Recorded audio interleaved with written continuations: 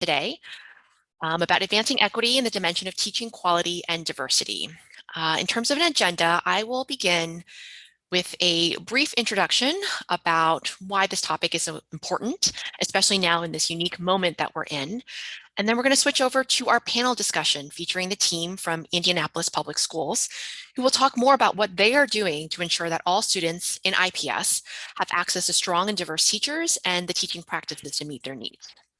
And we will plan to conclude the panel at around the end of the hour. And there's the option to stay on for small group discussions with the panelists for another half hour. So you'll get a chance to ask any follow-up questions or get advice from them or the group about a particular challenge that you're working through. So we encourage you to stay if possible. So this session today is organized through the Alliance for Resource Equity, which is a partnership between Education Resource Strategies and the Education Trust. The goal of the Alliance is to bring stakeholders together to improve education resource equity for our schools and school systems. You can visit us online at educationresourceequity.org. My name is Betty Chang. I'm a partner at ERS, and I will be facilitating our conversation today. So let me take actually a brief moment to begin by explaining what we mean by education resource equity. Because when we talk about it, we're talking about the allocation and use of resources that unlock better and more equitable experiences in schools for all of our students. And it's really important to note that when we talk about resources, we're not just talking about funding. We're talking about all 10 dimensions that impact the student experience, because we all know that it's not just about how much you spend. It's also about how well you use that money to create high quality learning experiences for students. And so when we think about resource equity, we think about, yes, whether funding is equitably distributed, but we also think about whether students have equitable access to strong and diverse teachers, effective school leadership, a positive school climate, and so much more. And so today's session is going to focus on the particular dimension of teaching quality and diversity.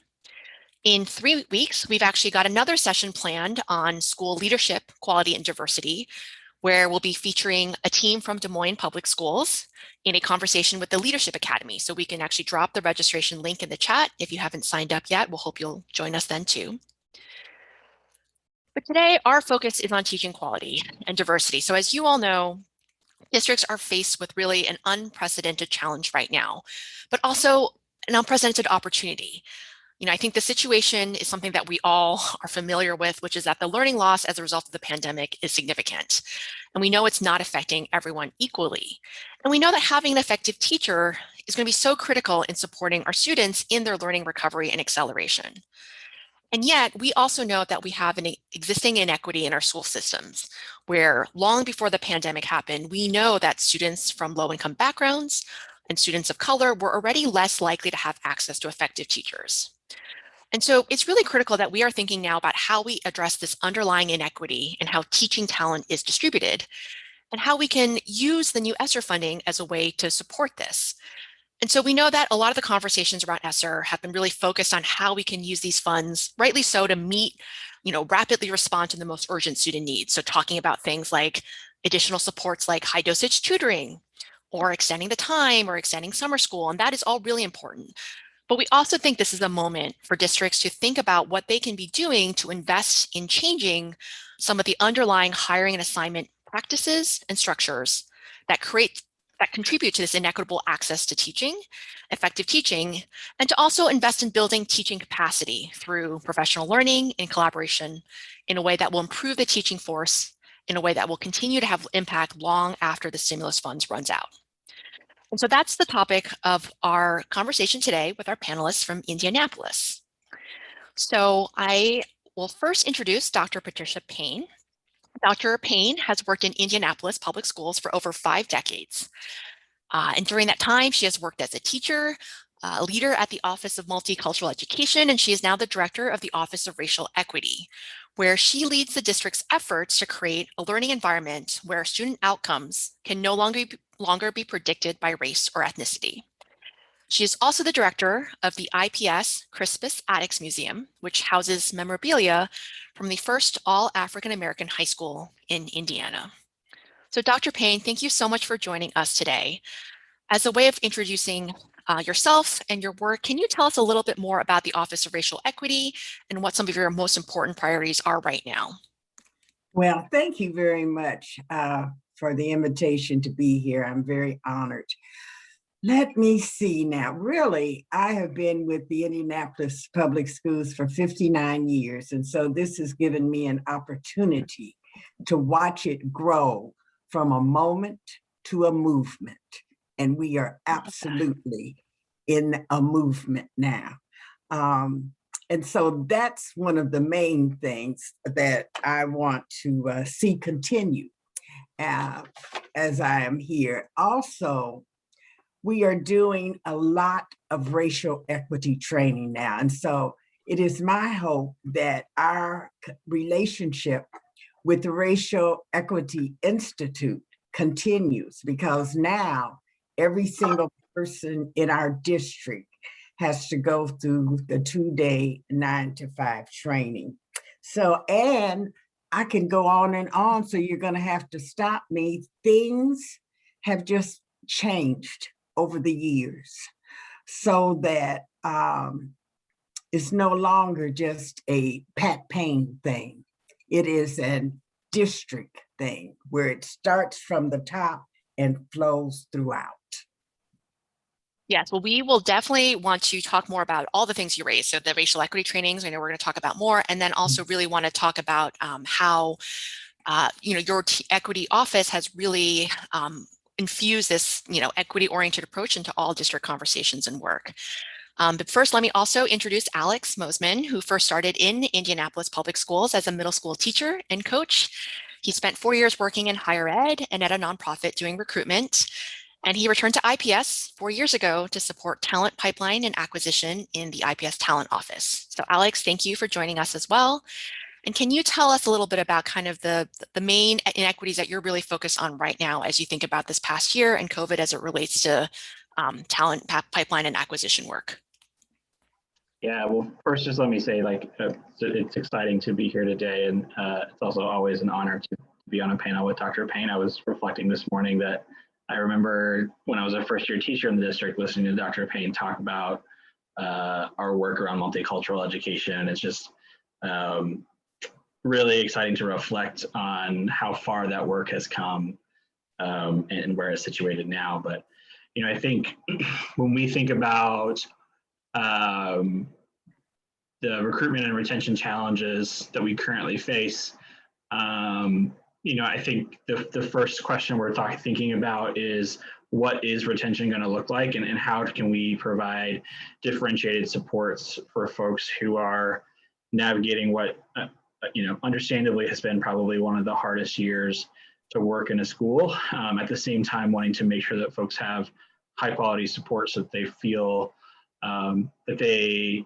can finish the year strong, that they can rejuvenate themselves over the summer, and they can come back excited and ready to go in the fall.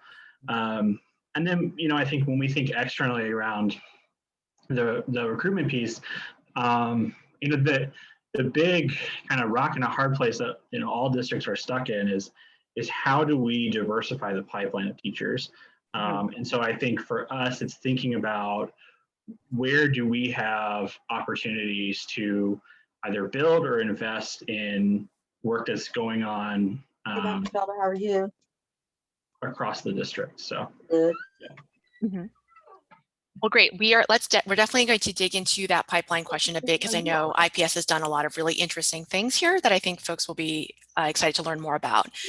But maybe first, I'd love to sort of jump into one of the core concepts, certainly, of our Alliance for Resource Equity work, but something that came up a lot as we were talking and preparing for this, which is conversation together, which is that, how to foster kind of this equity-oriented approach to district conversations and decisions, including ones about resources. And so it's always very evident from Alex talking to you is that, you really take an equity-minded approach is core to how you think about your talent work.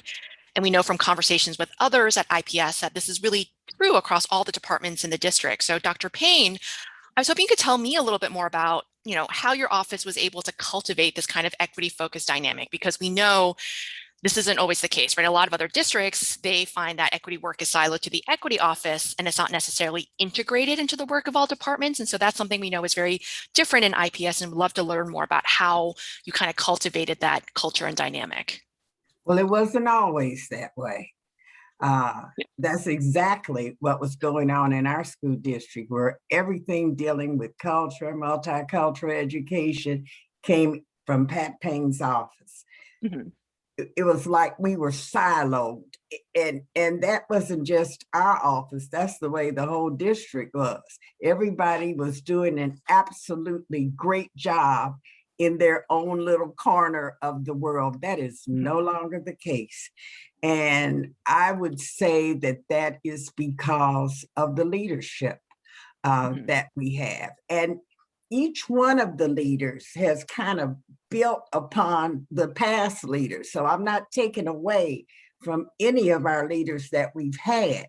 But when Alicia Johnson became our superintendent in 2019, it was almost like it was her place and time to be here to carry us forward from a moment to a movement. Because when we started, this started back in 1962, when I first came into the classroom, a classroom full of Black children, but the books and the resources did not reflect that. These children could not see themselves reflected in the books and the resources. And so I would say that that's when the moment started, when we started gathering others of like minds who had the same kinds of concerns, including the teachers union worked very closely with us until in 1979, that's when the school board created the resolution for the teaching of Black history in IPS. And then it moved to the Office of Multicultural Education in 1987, which I directed. And each time we reached a different level, I changed the name of the office. So we were the Office of Cultural Competency, the Office of Cultural Proficiency. We are now the Office of Racial Equity. And this became a reality in 2015 when our relationship began with the Racial Equity Institute. And I know from our conversations, one of the things that was really helpful about that was that you really created this like shared framework and language around the vision and mission of racial equity. And it gave, I know Alex, you've referenced sort of it gave folks a common language and it made it easier to talk about equity. And that was really big in helping, I feel like in the last couple of years, infusing that into all district conversations. Yes. And I love this mission and this vision that talks about, because this is exactly where we need to be, where student outcomes cannot be predicted by race or ethnicity. We ask, why is it that you know who's going to be at the bottom before the test is even given? And why is it that this has been normalized and that people don't even ask why this is happening? We intend to change that in IPS. And our mission to lead a collaboration of community members who will partner with us to improve outcomes. We invite our community partners to also go through this racial 2-day, 9 to 5 racial equity training, because systemic racism is running through their organization also and shaping the outcomes. And so we work together on this. Great. And then Alex, I'm curious what your perspective is on this, right? So I think not necessarily all, your talent team and the HR team is really have such an equity focused approach to your work. And that's also something we don't always see in districts. So what are some of the things that have enabled that for you and your team?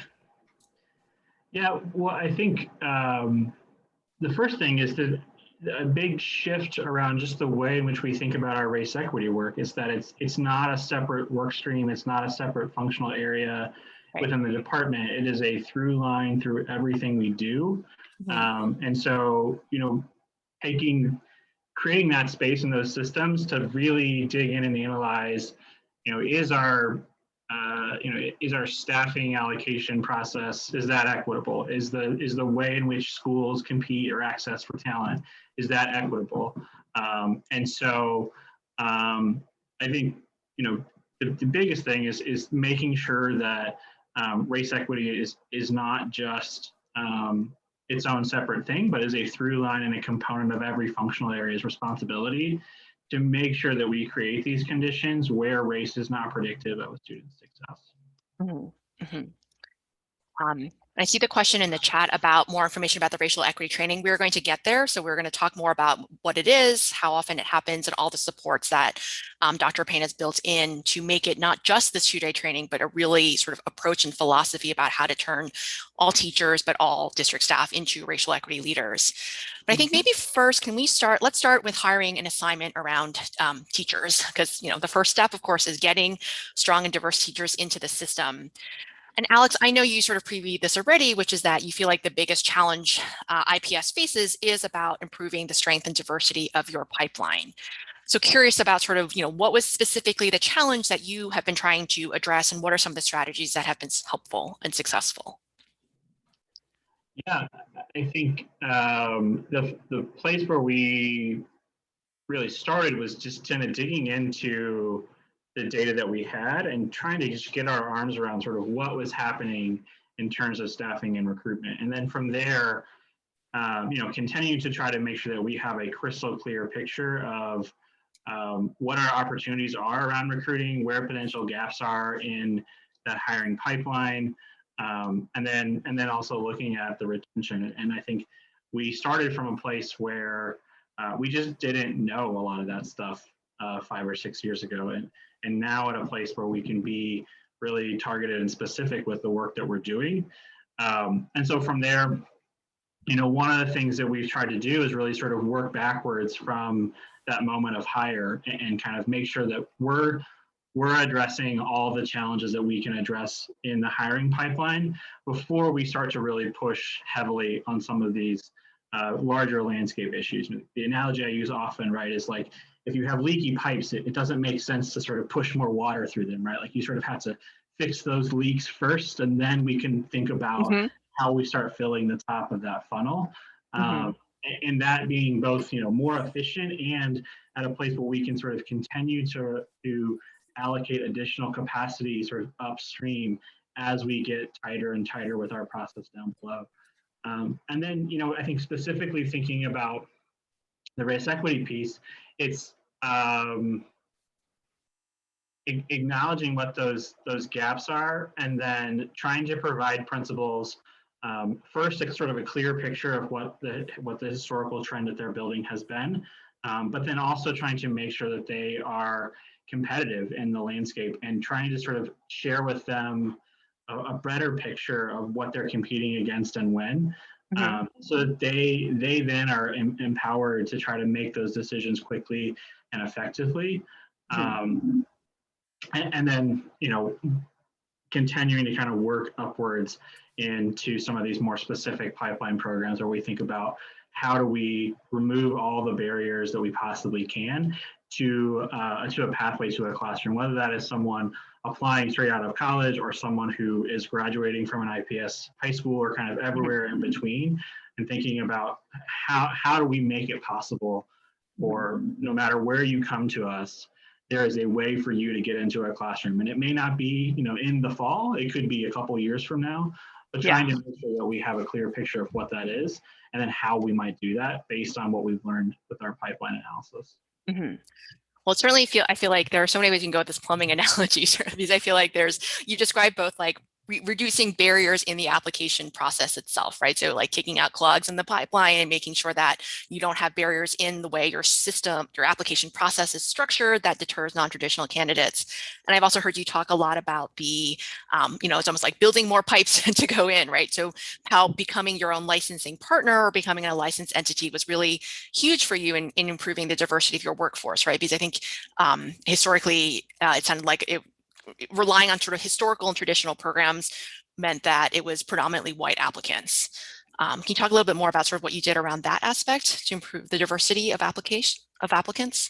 Yeah, I always push folks, like, I think the first thing you can do as you're trying to think through this is like, just go and fill out your own application. And what you'll find is there are going to be places that are frustrating, and you can sort of say like, that's a point where someone might leave your process, and so you're missing out on folks, and kind of just drilling in there. I do want to say, like, we're not our own licensing partner yet. We partner pretty closely with a lot of folks, and we've definitely had those conversations. But I think where we are now in terms of figuring out how do we develop those kind of full cycle partnerships is thinking about who are the aligned EPP programs sort of locally or that we feel are aligned to the work that the district wants to do, and then where's the overlap in the work that we want. I think so often educator prep programs agree that there's a pipeline challenge, and so we want to sort of be supportive of how do we fix these things, at the same time understanding that folks, they need more time in classrooms. We need stronger alignment in terms of timing and matching through a student teaching program. We need, better mentor teaching. Like, how can university partners kind of come along and us kind of collectively tackle some of these challenges? And now I know another common inequity that we see. So first, we've been talking about, getting folks into the pipeline, but then there's this question of, the different experiences of schools. And so we often see an inequity where your highest need schools often end up with kind of the less experienced or lower rated teachers. And so I'm curious, I know I've heard about the things that you guys have done in terms of trying to shift timelines or create ways to help these higher need schools be able to fill their vacancies and attract better candidates. Can you share more about that? Yeah, so one of the things we did, I think 4 years ago, was really push up just the open up hiring in general. Previous to that, we started hiring relatively late, which put our schools at a pretty big disadvantage. And just geographic context is there's 9 districts in the city of Indianapolis. And so a teacher could live, within 5 to 10 minutes of, 4 or 5 districts. And so competition for talent can be incredibly fierce, and timing is a big piece of that. So pushing the timeline up where we open external hiring right now in the first week of March. But then one of the other things that we do is we differentiate that opening for our highest need schools. And so our highest need schools essentially get a 2-week head start on staffing so that they can kind of take, a first run through the candidate pools that we've already developed. And then we also typically host like it's a transformation zone specific hiring event. And then we provide additional screening and support for those schools and those principals as well. And then on the back end, one of the things that we were also seeing is that teachers would transfer out of those buildings later into the season. And so we closed down the ability for teachers to transfer out of those schools earlier, so that those schools are not stuck holding a late vacancy as they move through the staffing process as well. And I know you've talked a lot about grounding your work in data. So the pipeline analysis that you all did, and it sounds like a lot of analysis around, how to change the hiring process, what the experience was for high need schools, but the pain points where you wanted to fix. Can you tell us a little bit more about sort of specific data tools or practices that you and your team use in sort of taking this data-driven approach and measuring gaps? Yeah, sure. It's not overly sophisticated.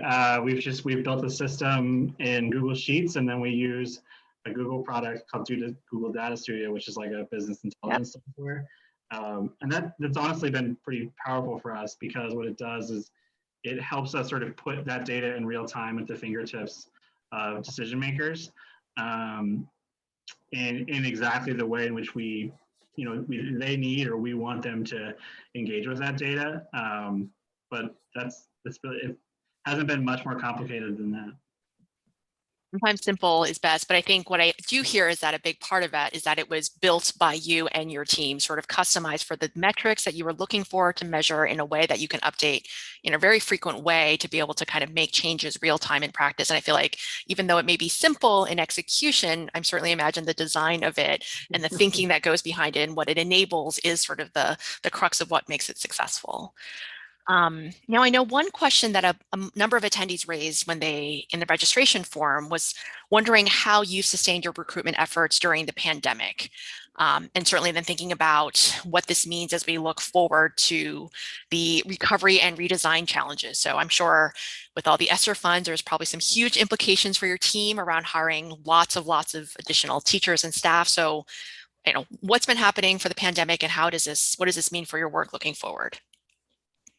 Yeah, So yeah, I think one of the, for better or worse, we were trying to make this shift to kind of almost like completely digital recruitment prior to the pandemic. And we were like really close to sort of fully flushing everything out in like February of 2020. So, we navigated what we needed to do around recruiting relatively well, just given that we weren't banking big on having to be in person or lots of sort of in-person events. We were really, again, trying to drill into like, what is the most efficient way to go from, we meet someone or someone, comes to the district site or expresses interest in some way. What's the most efficient way for us to qualify that person, understand sort of who they are, what their mindsets around teaching and race are, and how do we get the strong folks in front of principals as fast as possible for them to have a high quality interview, and then for principals to make effective hiring decisions quickly.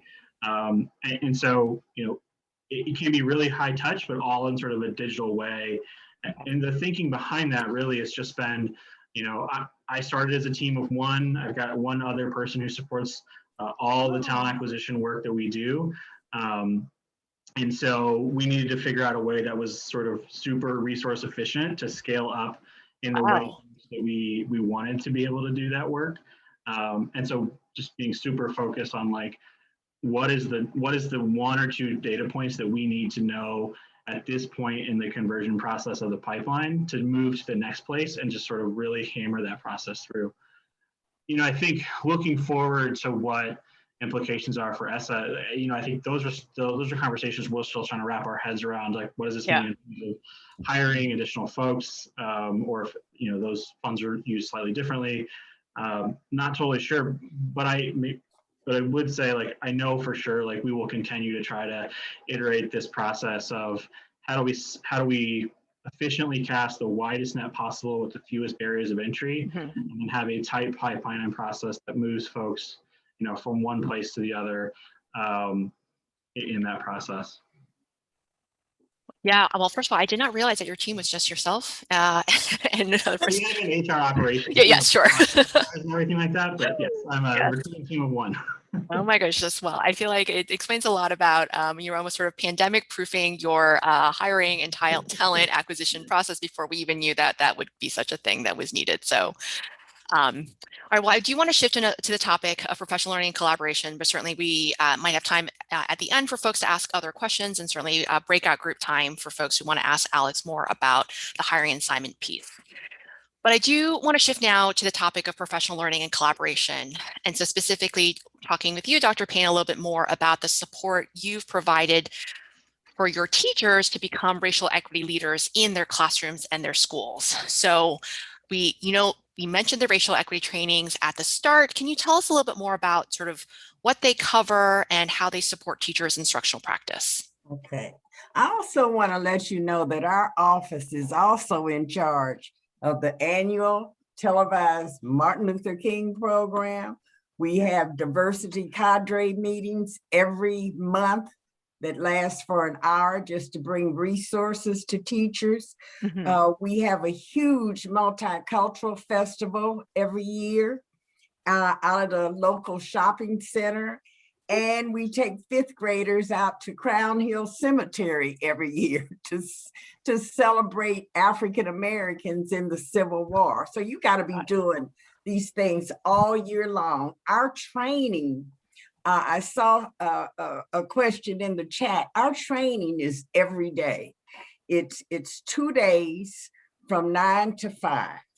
And everybody in our school district now, certified and classified. In fact, everyone who touches the life of a child goes through this very extensive training that concentrates only on systemic racism, because we believe that it is racism, that's the bookends that hold all the other isms firmly in place. So you have to understand how racism works.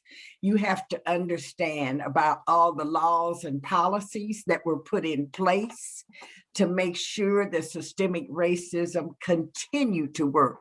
And it is working, as we can see when we look at what's happening with this COVID. and how it has impacted disproportionately people of color. That didn't just start happening. That's been happening since we've been here. So that helps us understand the need for this training. It is not only extensive, but the very fact that everyone is going through it puts everything hopefully on a level playing field, and we have a common language to use. Our school district also passed a racial equity policy, 1619. The policy is named 1619. Right. Very symbolic. If you don't know the relevance of that, Google date, it. that's your homework. Yes. We also passed a Black Lives Matter resolution. We are not playing here. And the wording in both of those documents will not stay on the page. We are lifting these words off the page and putting them into action. We've already started working on our security force, policemen in the schools. We're looking at that. We're looking at transportation. So it is flowing throughout our strategic plan.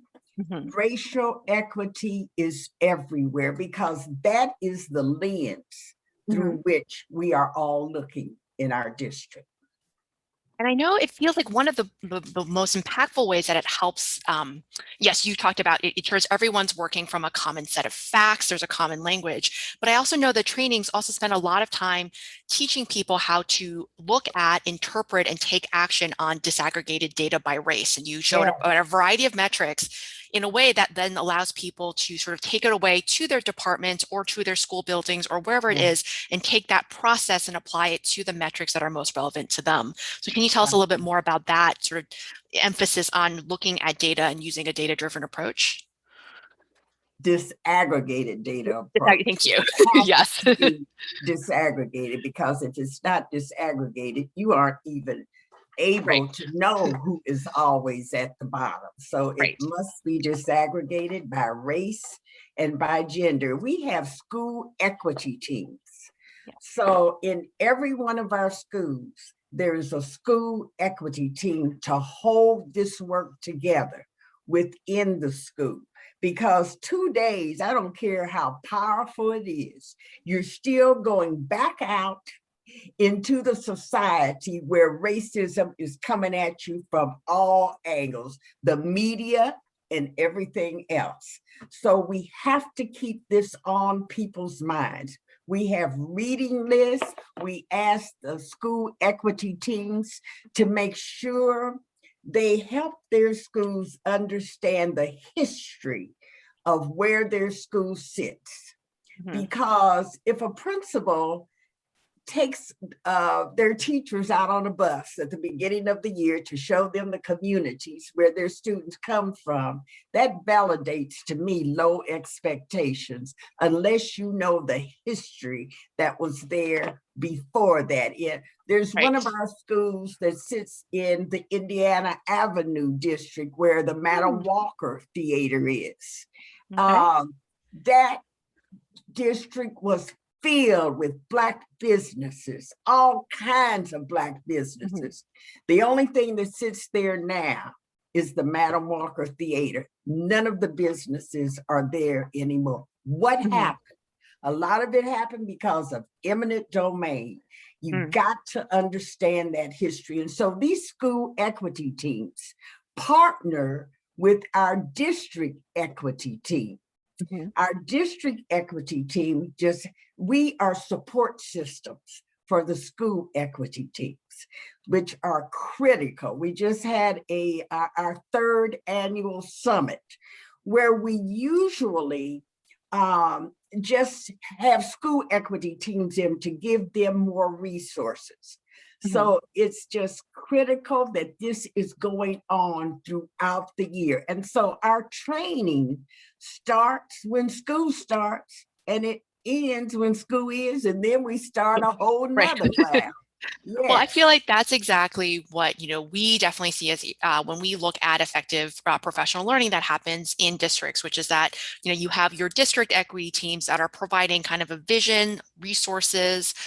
You shared a lot. I think we have a slide also sharing the kind of the list of types of things that you offer consistently to create the place of where you and supports to then enable the school equity teams to cultivate this culture where it's like ongoing professional learning in job embedded teachers. It sounds like they're also meeting like very frequently. And it's really around look at disaggregated data, right? Around all of their exactly. schools. Like they like part of the purpose of this is for them to review their school's data on a regular basis. And that's like instructional data, attendance, expulsion, like across Attendance, all everything. of that. Yeah. And like When that's you the start moving the yeah, needle on yeah. that data, then you know things are going well. Right. Yes. Now, I remember you also mentioned something about how, as part of one of the supports you have, there's something called like an equity case analysis. I think is we have a slide here about sort of it's almost like a process by which you want folks to go through the conversation. Looking for my book. Yes, here it is. Because in addition to all of the training we do, there's a lot of other things going on at the same time in our district. I'm at every principals meeting. I'll be there next week, where we do case studies so that we can help principals and educational leaders become more comfortable with talking about racism. We're talking about what happens in the school. And so the case study book by Paul Gorski, I'm holding it up Yeah, because I it see is it. excellent, has this equity case analysis process. Mhm. And the cases in the book are very similar to the kinds of things that go on in the school. But with this, you have to apply this equity case analysis to each case. Like step one, you have to start by identifying the biases and the inequities that are presented in the case. Step two, who is involved directly, who is involved indirectly. Step three, what are the implications of this for school-wide policies? You can't just look at the case itself, because certainly it has implications for the school, the individuals, as well as the institution. Step four, you consider resolution of the bias and the inequity. And it's so important that we understand the difference between equality and equity. Equality. Oh, that reminds me. Yeah, sorry.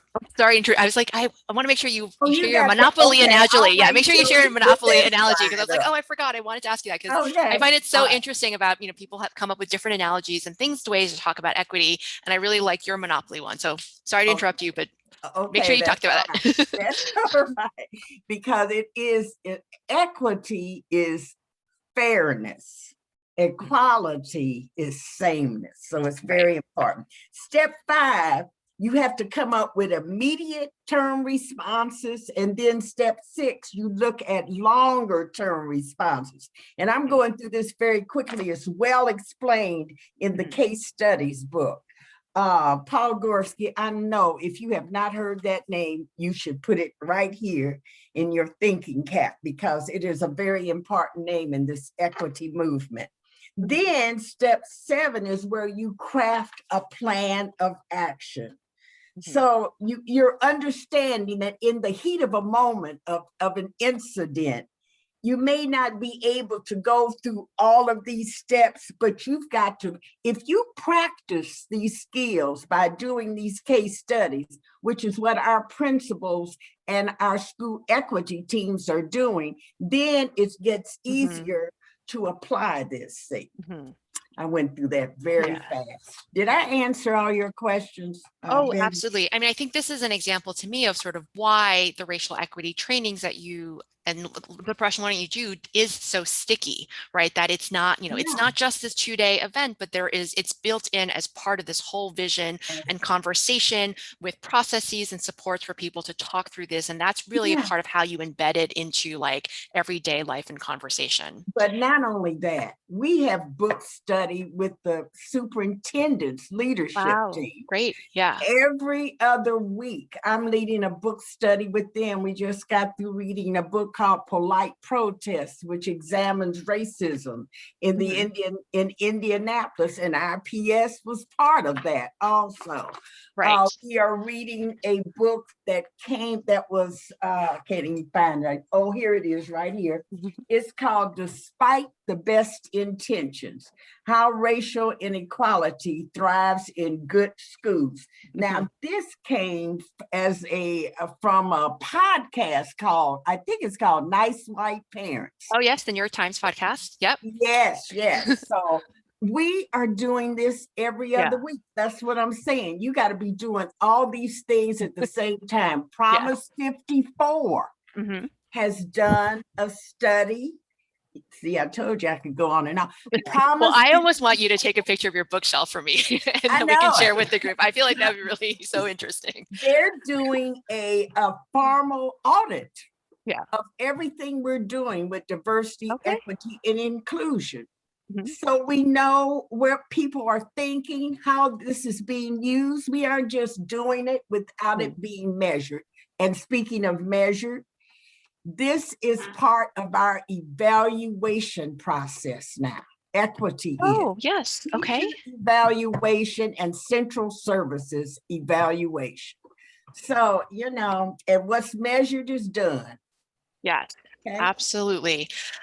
Okay, so I do want you to share your monopoly analogy, because I think it's always really interesting. People have different ways to sort of talk about equity. Yeah, there's all this emphasis on generational poverty. We need to be also looking at generational wealth and how that was accumulated. And so we use this analogy of the monopoly game. And I'm hoping, Alex, don't let me forget about the first-year teachers. Okay. The analogy of the monopoly game, because one of the things we hope that HR is doing is asking the question, why are people poor? Why are people poor? Okay, so with the monopoly game, everybody gets the same amount of capital. When I was coming up, it was $200, but I hear it's $1,500 now, whatever. Oh, all right, then I'm dating myself too. I thought the starting bank was 200.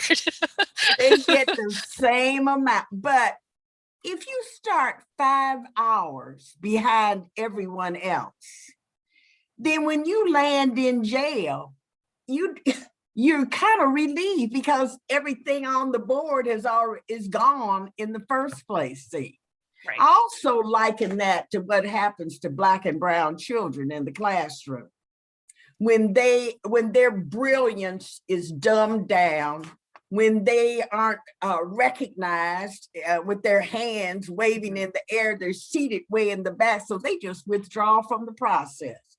Because obviously the teacher is already withdrawn from the process in terms of how they are being treated and in terms of low expectations. So while I got the floor, Alex, I'll tell them about every teacher that comes into our district now has to go through this 2-day training, the racial equity training, as part of the onboarding process. Our district is just amazing. It's just amazing. I echo that. It is. Absolutely. All right, I know I want to make sure, so we want to leave a couple minutes if folks have questions to share. So just putting it out there, if you have some questions, feel free to drop them in the chat, or you can have the opportunity to come off mute. But first, or maybe just looking forward a little bit, Alex, as you think about, what advice you have for other talent officers who are looking to take an equity-minded approach to their hiring recruitment, like what's the place you would start, and what are the key things that they really should focus on? Yeah, I'll answer that, but I want to add something that Dr. Payne was sort of talking about. And she mentioned, like, we're not playing around with the Black Lives Matter resolution that our board passed. And I think there's something pretty specific and powerful in it, which references the way in which we've privileged white parents oftentimes in our decision making, Right. which I think is and can be often a challenge through all this work, because there's this idea that we want to be really inclusive, but we also have to sort of grapple with who actually ultimately sometimes is in charge of figuring those pieces out. And I say that to say, I've had a conversation with like a local PTO of one of our more privileged schools, and they were really pushing on how can we have, more diverse students, more diverse teachers.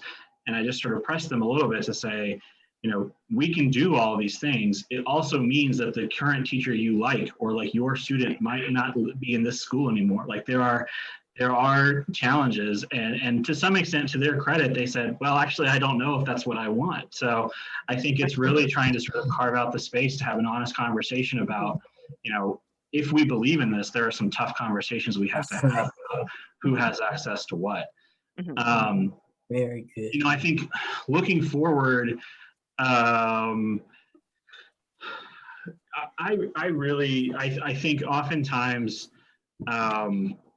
because there's so much FOMO, like fear of missing out, that comes with recruiting work, it can lead folks to do a lot of different stuff just to make sure that they're not missing something. And I take the opposite approach. Like, we should really focus on what we know matters, which is, high quality conversations and data points with hiring managers, high quality supports and onboarding, and really figure out how we get as many people through that process as possible. And I hate to sort of constantly root it in the data, but like, it really is, I think, the most efficient way to continue to expand this work is to try to get really tight and to some extent simple with how folks are going to move through the process. I think we have the habit oftentimes of like overcomplicating or slicing the data too many different ways. If we know that, recruiting, hiring, and retaining diverse staff is what's important, then like that is a measure that you always are looking at, and it shouldn't matter, timeline or whatever. Like, those things can be instructive, but I think trying to get really tight and specific about what matters, and then sort of investing and pushing hard in those directions. Absolutely. And I think you've sort of shared so many examples of the ways in which you and your team has really sort of tried to optimize the systems as much as possible, so that you, and I guess maybe you and your other team member, can really sort of focus and leverage your time in the places that, are needed the attention the most. So Dr. Payne, I think for you, what advice would you give someone who might be new to this district equity leader role? So we know for a lot of our attendees, maybe the district just started a racial equity office, or they're, new to this position, or thinking about how to tackle the work. What's some of the advice you would give to that person? I was laughing when Alex was talking about he's got one other person. Same with me. One other person. So, but you both have outsized impact for what you're doing, which is. But the work gets done. I think the most important thing is that if you are head of an office like this, don't allow them to pile everything else on you. I have seen so many instances where they call it an office of racial equity or an office of diversity, and that person is doing everything else, attendance, lunchroom duty. Look, if they are serious about this, they will not only make sure that you have the support you need to do the job that you are supposed to be doing, but you also have the funding to do it. That speaks volumes also. That lets you know if a district is serious about something, the way it is funded and how it is supported. And I think those are probably two, and make sure you have community support also. Make sure your voice is heard out in the community. Make sure that you bring the community's voices in and let them know what's going on. Our school district, our school board holds town halls. We're getting ready to do another set of those now, where in each district, board members district, we are talking to the community. We are letting them know what we're doing, and we want to hear their voice about how they can support what we are doing. And that's what I want to see with our racial equity training. I want to see it expanded to parents and students. We have community coming in now, but they have to pay for when they come through the training. Okay. But we want to see, and they don't mind paying, they willingly pay to get this amazing training. But we want to see parents, our parents and students have the same kind of training. So everybody, because I believe that parents should be hearing the same thing that teachers are hearing if we're going to be reinforcing each other. Oh, absolutely. And I think the example you, Alex, I think we're raising before is a perfect example of where, you know, if everyone is operating from the same set of facts and a fact base about what is happening in the city, what's happening in our schools, then hopefully the conversations about resource redistribution and what it means, you know, can start in a different place because parents and the community members are also on the same place with you. All right, well, I know, so Alex, thank you for responding to some of the questions in the chat. Lakeisha, we can also share the slides in the breakout group that you've asked for, and we can also share all the slides later in afterwards with the attendees. And I see there's one question for Dr. Payne. So how long has your district been ascending along your equity journey? So I think you said you've been with the district for 59 years. And so has it been 59 years of a journey? Yes. 1962. That's, and I'm sure there were others, there had to have been others before me, but I know when the journey started was 1962, when we started raising hell. That's when the struggle began. Yes. Well, and I think, and it continues. But the fact that it's now a movement from a moment, I think is sort of, you know, a wonderful way to end this panel discussion. And thank you both so much for joining us today for such a rich discussion at such an important moment in our field.